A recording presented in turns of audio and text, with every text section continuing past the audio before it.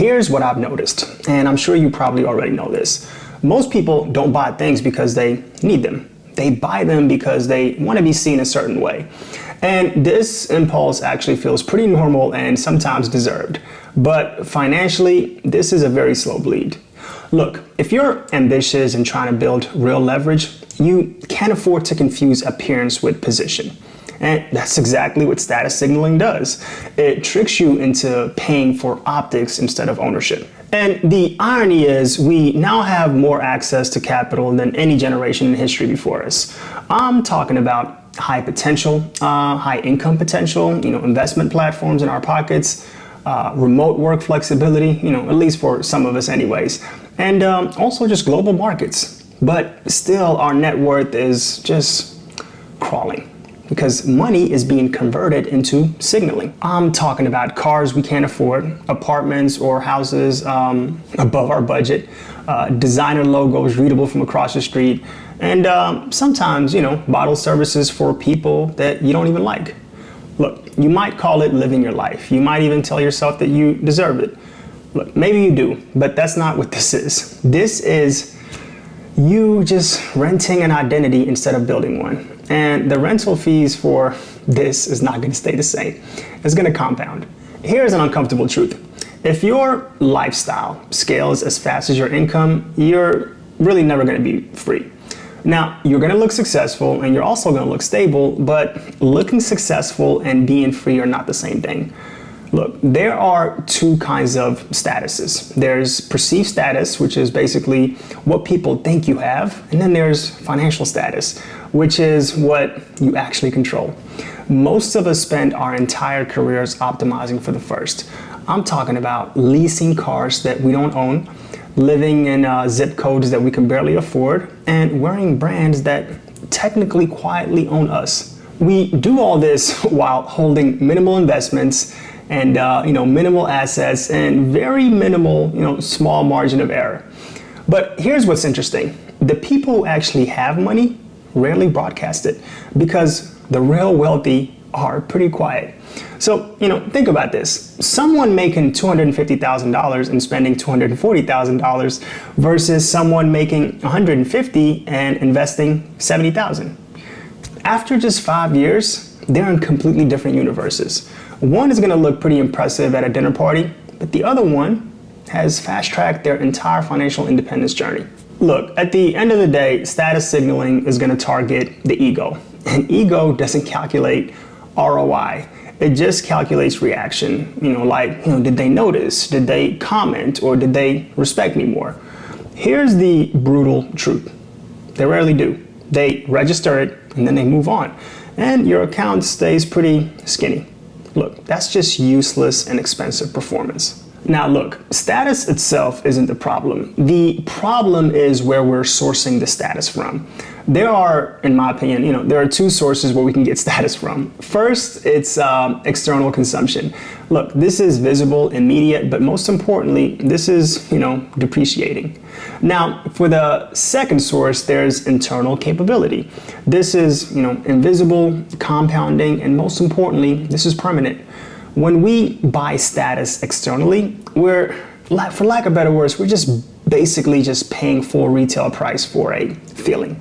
But when we build it internally, we're compounding assets that eventually make signaling, just unnecessary, and this creates a very different kind of presence. It's subtle and it doesn't require a logo. Now, you know what the irony of all of this is? When you stop trying to look important, you actually end up becoming more important. And this is because your decisions stop being distorted by the need to maintain a certain kind of image. Let me be the older brother to tell you, look, you don't need the car to validate that promotion you just got. You don't need the apartment to confirm that you've actually, made it. And for lack of a better analogy, your identity does not need to be a monthly payment. This is where most ambitious people self-sabotage. They work hard, their income goes up, momentum starts to build, and they immediately convert all of those things into fixed cost. Here's something you likely haven't heard before. Fixed costs are the enemy of freedom. Look, this is because Every upgrade becomes a new baseline, and going backwards feels like, failure. So we stay trapped at the edge of our, for lack of better words, just at the edge of our means, month after month. Look, this is not success whatsoever. This is just a very nice, polished cage. Now, let's get practical. I've stumbled upon 3 approaches that I firmly believe work. First, track your net worth, not image. Most people know their salary to the dollar, but very few can actually estimate their assets and liabilities without guessing. Look, this is completely backwards. The thing is, your salary is just temporary, but your assets are, forever. If you're not reviewing your net worth at least quarterly, you're not being very serious about building wealth. Second, and I think this is the biggest opportunity, audit for signaling intent. Here's what I mean. Before any kind of expensive purchase, ask yourself just one question. If no one could see this, would I still want it? Look, if you're honest with yourself, you'll be surprised how often the honest answer is no.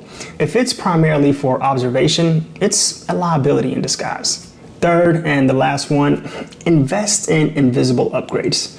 This is what I mean. Focus on skills that increase your earning power, health that increases your longevity and just how you feel, also relationships and equity and assets. Look, the thing is, nobody applauds these in real time, but they actually compound. And compounding, as you know, is just where wealth actually lives. Here's one more thing that nobody says out loud.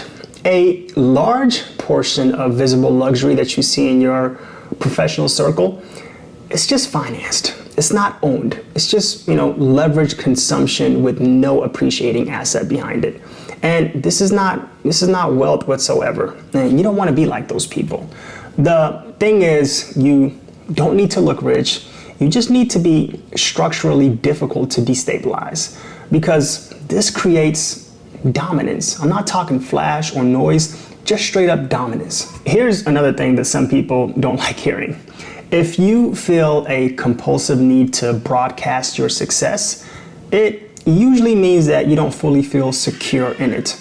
And look, this is perfectly fine. This is okay. We've all been there at one point in our lives.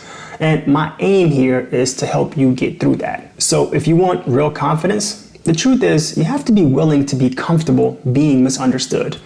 Real wealth, or confidence for that matter, doesn't need a witness. The person quietly investing 40% of their income for 10 years is going to look very boring to a lot of people until they don't. Until the layoffs don't scare them, until market dips start to look like opportunities and work just becomes a choice, not a sentence. Look, this is real status, not the car, not the watch, and not just whatever curated weekend or vacation people are posting about. At the end of the day, real status is control over your time, negotiating from strength, saying no without worrying about what people will think. Look, everything else is just a decoration. Now look, if you want to impress strangers, spend accordingly. But if you want real leverage, you don't need to look rich. You just need to become untouchable. And untouchable people don't finance their self-image. They just finance their freedom. So choose carefully, because one compounds and the other eventually just expires. Thanks for watching.